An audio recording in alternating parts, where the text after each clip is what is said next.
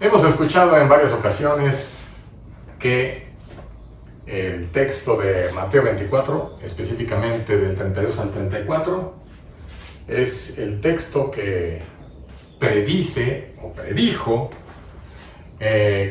la nación de Israel, su formación el 15 de mayo de 1948. ¿Será esto realmente así? Los invito a que me acompañen a hacer este análisis del texto de Mateo 24 y otros textos más que son necesarios para entenderlo en este estudio. Oscar 2598, contacte Centro Motorino 24. Saca 524, tráfico a las 10 millas rumbo Eco, presión Airbus 320, 331.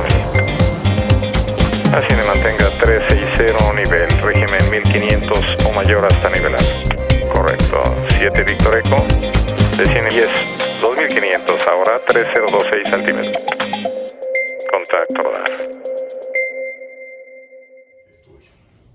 Soy Raimundo Ramos y bueno, pues vamos a analizar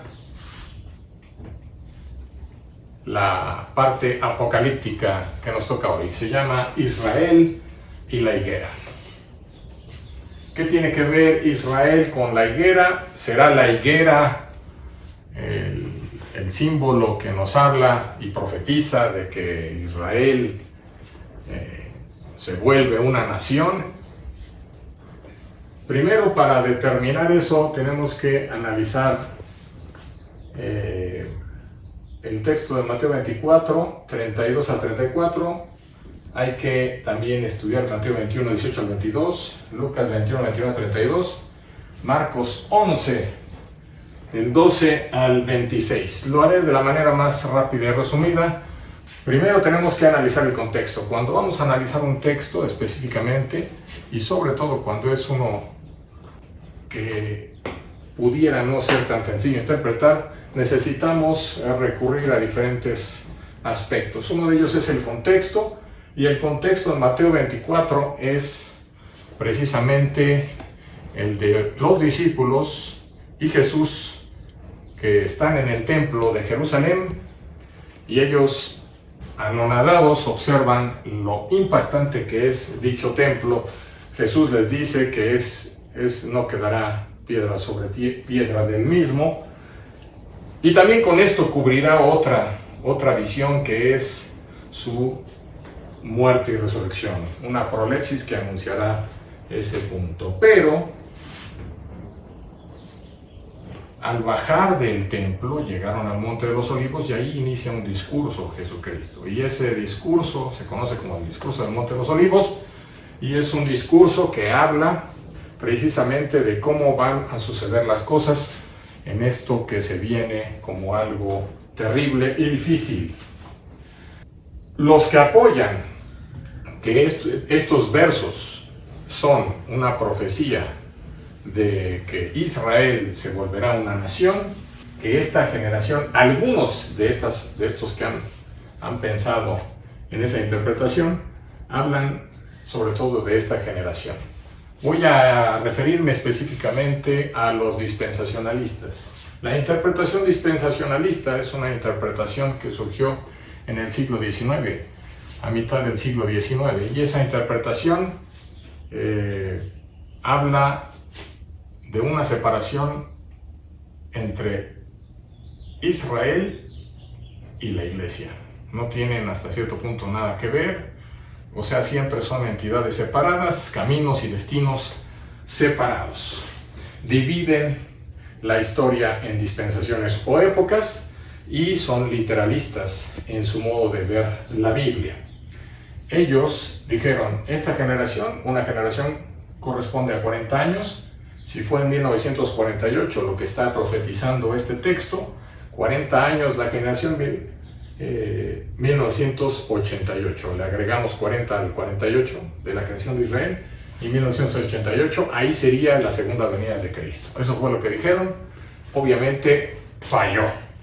Después dijeron, no, corregimos, son 70 años lo que dura una generación, por lo tanto 70 más 1948, 2018, ahí venía Jesucristo, y tampoco llegó.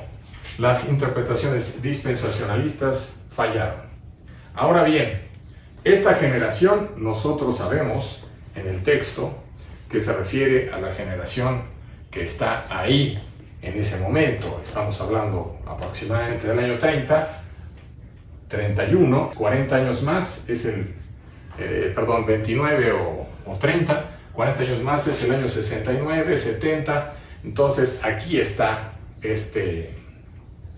la destrucción de Jerusalén, a lo que se hace o a lo que se refiere, a lo que se hace alusión en Mateo capítulo 24.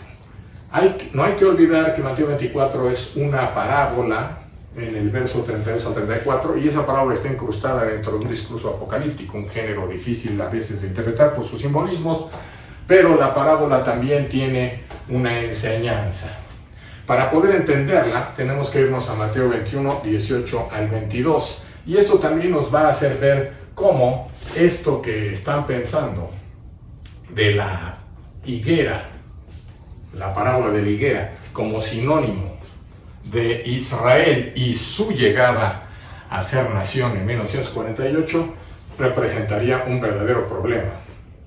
Porque primero veamos que Mateo 21, 18 al 22 es un texto que voy a leer a continuación. Dice así: por la mañana, volviendo a la ciudad, tuvo hambre, y viendo una higuera cerca del camino, vino a ella y no halló nada en ella, sino hojas solamente. Le dijo: nunca jamás nazca de ti fruto. Y luego se secó la higuera. Viendo esto, los discípulos decían maravillados: ¿cómo es que se secó enseguida la higuera? Respondió Jesús y les dijo: de cierto os digo que si tuvierais fe y no dudareis, no solo haréis esto de la higuera, sino que si a este monte dijeres: quítate y échate en el mar, será hecho, y todo lo que pidiereis en oración creyendo, lo recibiréis. Este texto está en un contexto también de templo. El texto de Mateo 21 nos narra primeramente, al empezar ese capítulo, la entrada de Jesús a Jerusalén. Para entrar a Jerusalén, y esa entrada triunfal, que se llama así, va bajando por el Monte de los Olivos. La llegada es por el Monte de los Olivos y es por el este de Jerusalén. Baja al Monte de los Olivos y va directamente a lo que era la puerta llamada La Hermosa.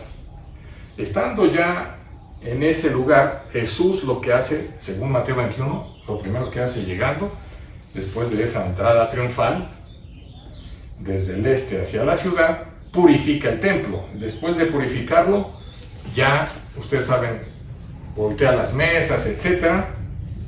Y después viene el relato de la higuera estéril que acabo de comentar. En ese contexto pasa lo mismo que con Mateo 24. El contexto es el templo. El templo aquí y el templo acá. Ahora bien, Jesús da una maldición a la higuera. Jesús la seca.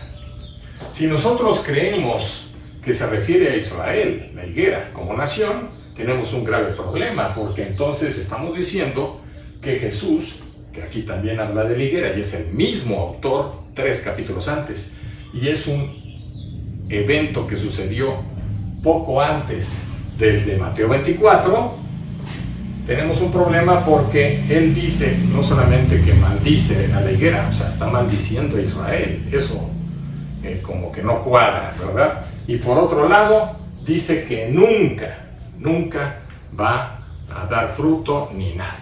Si eso fuera cierto, entonces automáticamente la nación de Israel queda clausurada, su posibilidad de ser nación algún día, el retorno de Israel también queda totalmente cuestionado, por no decir clausurado. A ese retorno o migración hacia Israel que todos conocemos, que se iniciaron esas migraciones a partir del siglo XIX, en 1881 fue la primera aliyá.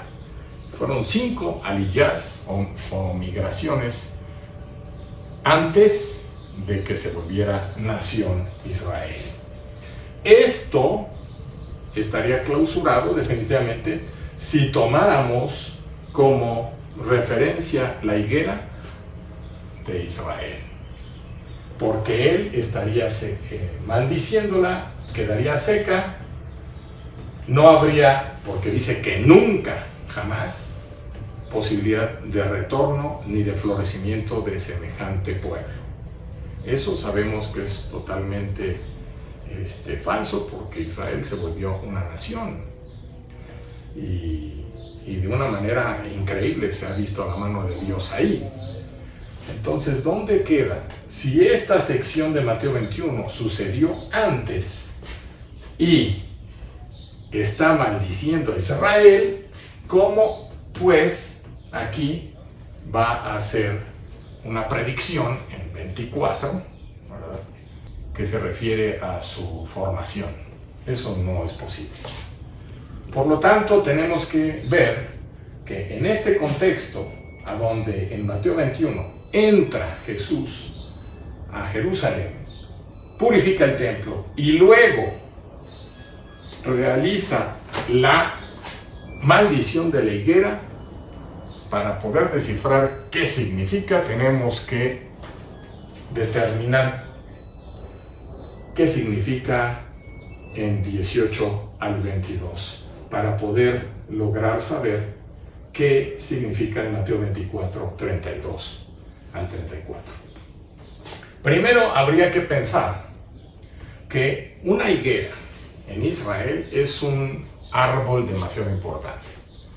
Es demasiado importante, de los más importantes árboles que hay en Israel. Uno es el almendro, otro es el olivo, otro es la higuera.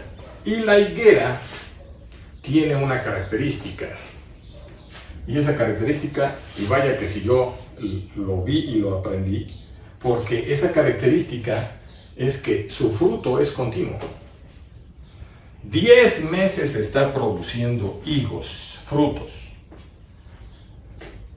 2 meses solamente no produce fruto. Ningún árbol tiene esa característica. Todos producen fruto por un poco de tiempo y después dejan de producirlo. La higuera lo produce continuamente. ¿Por qué se encuentra Jesús con una higuera que no tiene fruto? Eso ya nos levanta lo que llamaríamos técnicamente una hermenéutica de la sospecha, porque esto nos hace sospechar, ¿no?, que algo está raro, o en un sustrato abajo del texto, en otro nivel, y que la higuera no la maldice nada más porque estaba a lo mejor en uno de los 2 meses en donde la higuera no producía nada. Qué caprichoso sería Jesús de andar maldiciendo higueras, porque dice la palabra maldiciendo en el texto de Marcos. Pedro le dice: Señor, mira esa higuera que tú la maldijiste y mira cómo está ahora. Son palabras muy fuertes. El Talmud conoce muy bien lo que es la higuera, tan es así que dice: cada vez que la higuera produce frutos, da mucha bendición. Así cada vez, así es también la Torá. Cada vez que produce, nos da alimento y nos da sabiduría continuamente. Así de continuo como la higuera, la Torá también nos la da. Era muy conocido en Israel que los frutos eran continuos. También habría que pensar que en Israel solamente en ese tiempo se consideraba que había 2 estaciones, el verano y el invierno. Ellos no manejaban ni tenían en mente primavera ni otoño. No estaba en esa cosmovisión, solamente el verano y el invierno. Una vez que pasa el invierno, aquí viene el verano. Y el verano es desde que empieza la primavera, empiezan a salir los frutos, empiezan a salir flores, frutos, etc. Es en ese contexto, ¿sí?, de religiosidad judía que está observándose la higuera. ¿Por qué? Porque la higuera tiene que ver con el antiguo pacto, tiene que ver con la religiosidad judía. Si no, tiene definitivamente parecido esto de la higuera no a Israel, pero no es Israel. Tiene que ser algo que está relacionado con Israel. Y eso se llama su religiosidad.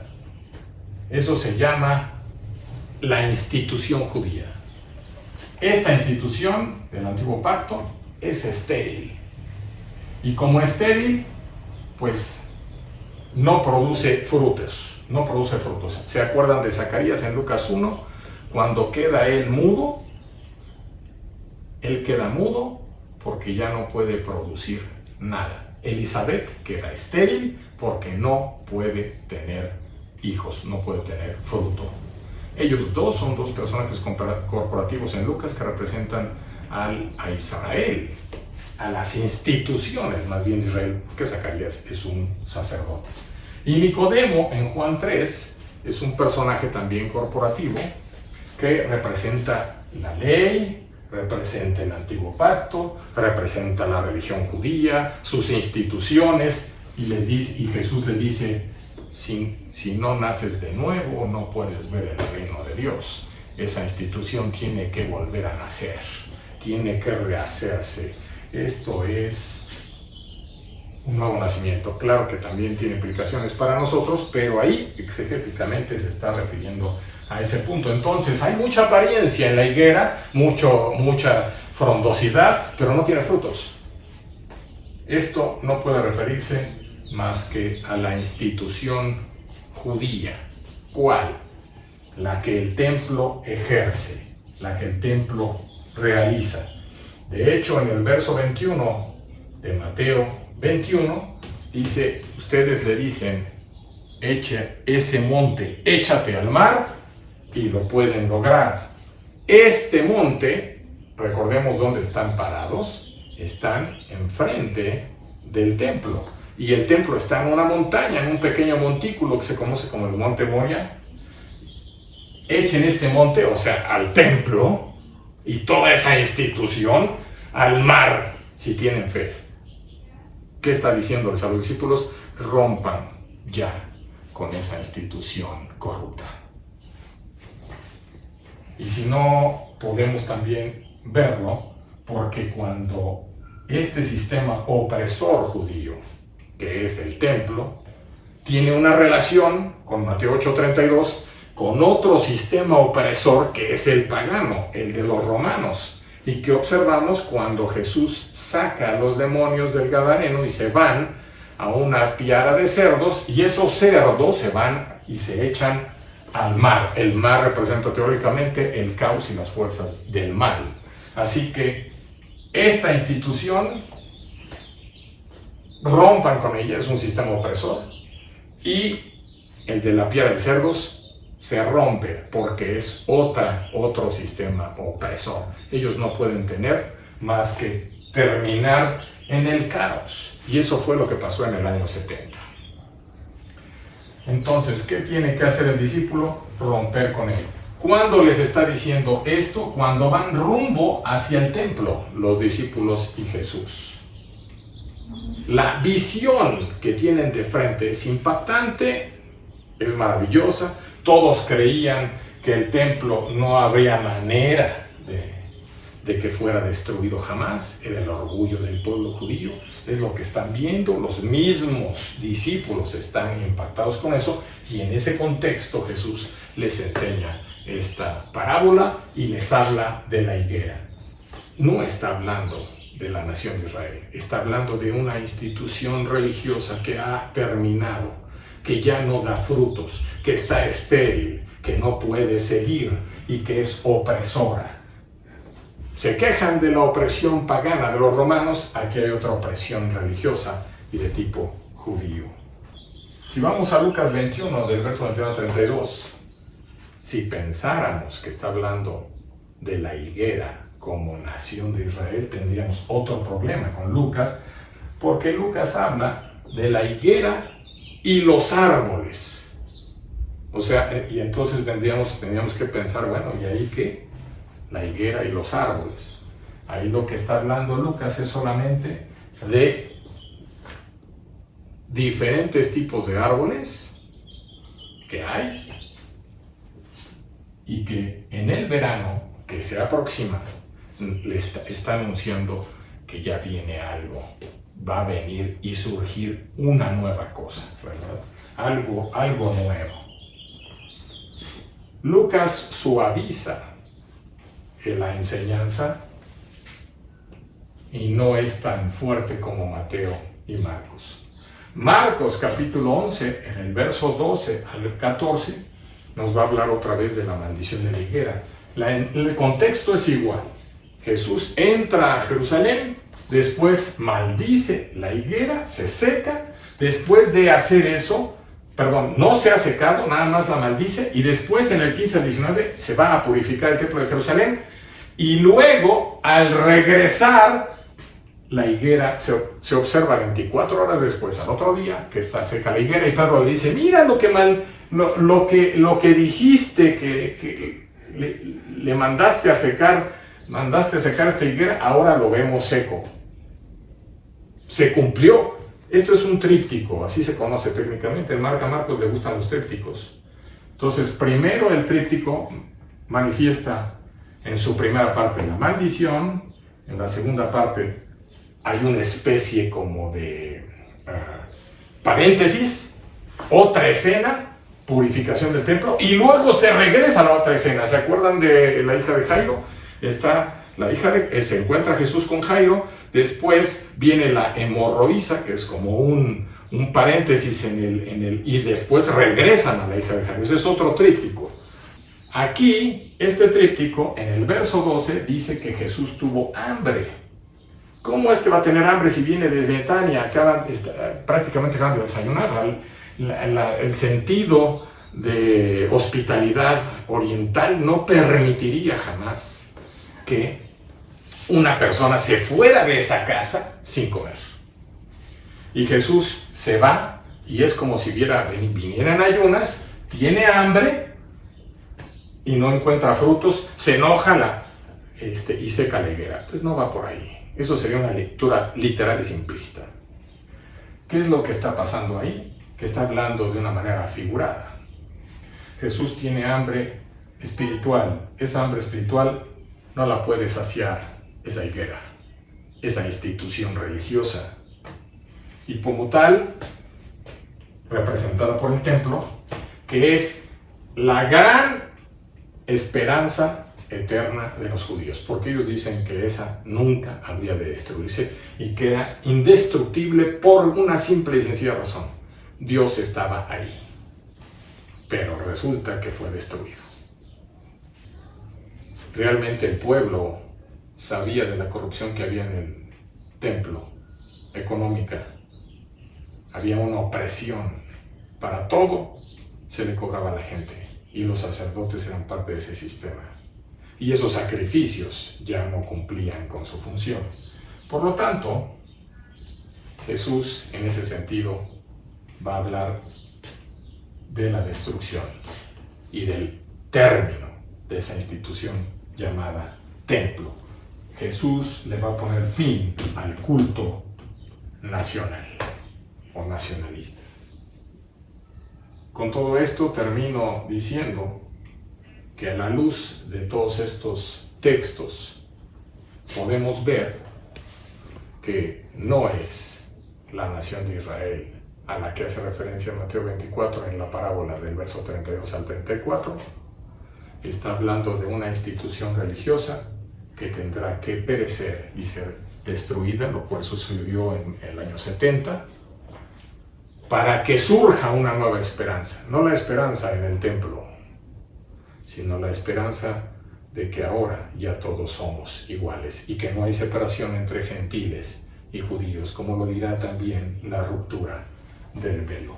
Mateo 24:32, por lo tanto, no se refiere ni es una profecía de que Israel, el 15 de mayo de 1948, habría de surgir, sino más bien es precisamente la profecía de que el templo y toda esa institución y aparato religioso corrupto se vendría para abajo, derribándose así todas las barreras que habría que tener se tendría que romper con eso y ahora tener un nuevo florecimiento, una nueva comunidad, un nuevo templo, que somos nosotros y el Espíritu Santo habitando en él. Que Dios les bendiga.